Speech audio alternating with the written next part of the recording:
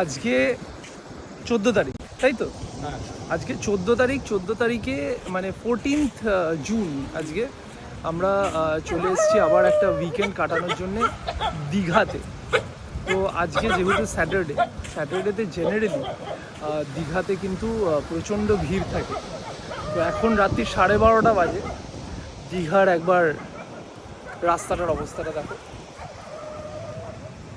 কেউ নেই, গুটি কয়েক লোক বসে রয়েছে মাত্র।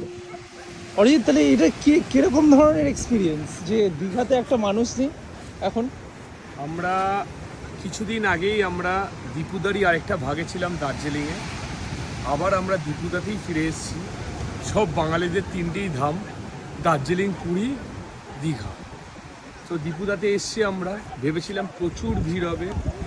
অ্যাকচুয়ালি এখানে অনেক ভিড় ছিল একটু আগে অবধি, কিন্তু এখন পুরো শুনশান গা ছমছম পরিবেশ। আমরা এখন দীঘার পাড়ে বসে আছি, ঢেউ আসছে আবার ঢেউ চলেও যাচ্ছে। কয়েকটা গুটিখানেক লোককে আমরা দেখতে পাচ্ছি এখানে এবড়ো খেবড়োভাবে ঘুরে বেড়াচ্ছে। তো ভালোই, বেশ হাওয়া টাওয়া খুব ভালোই দিচ্ছে। এক্সপেক্ট করেছিলাম আরও একটু বেশি লোক হবে, কিন্তু টাইমটা হচ্ছে 12:30 তো, ওই জন্য কম লোকই আমরা পাচ্ছি। অর্ধেকজন মনে হয় এসি চালিয়ে ঘুমিয়ে পড়েছে। তো দেখা যাক, কালকের আমরা আবার একটা নতুন জিনিস আপনাদের। কালকে আমাদের জগন্নাথের মন্দির রয়েছে। ও, জগন্নাথ ঠাকুরের মন্দিরও আছে, মানে পুরো পুরোপুরি পরিবেশ আমাদের এখানে, মানে ওয়েস্ট বেঙ্গলের না, কালকে যে আমরা পুজো দেবো, আমরা কালকে পুজো দেবো। ইভেন আমরা যে হোটেলটাতে আছি আমন্ত্রণের, সিটি আমন্ত্রণ সিটি যেটাকে বলে, সেখানে আবার সুইমিং পুলও আছে।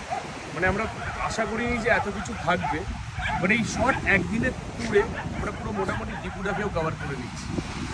আমরা আমন্ত্রণেরটা কালকে, আমন্ত্রণের হোটেলের ব্যাপারে কালকে ডিটেলসগুলো। ওটা আজকের জন্য সাসপেন্স থাকুক। আজকে আমরা বিচটাই দেখি, শুনশান পরিবেশে। এই যে যতজন বসে আছে এরা কিন্তু মানুষ না, এরা আত্মা। এরা সব কটা আত্মা ঘুরে বেড়াচ্ছে। দেখুন, 1 নম্বর আত্মা, 2 নম্বর আত্মা, 3 নম্বর আত্মা। ঠিক আছে, এন্ড করে দে।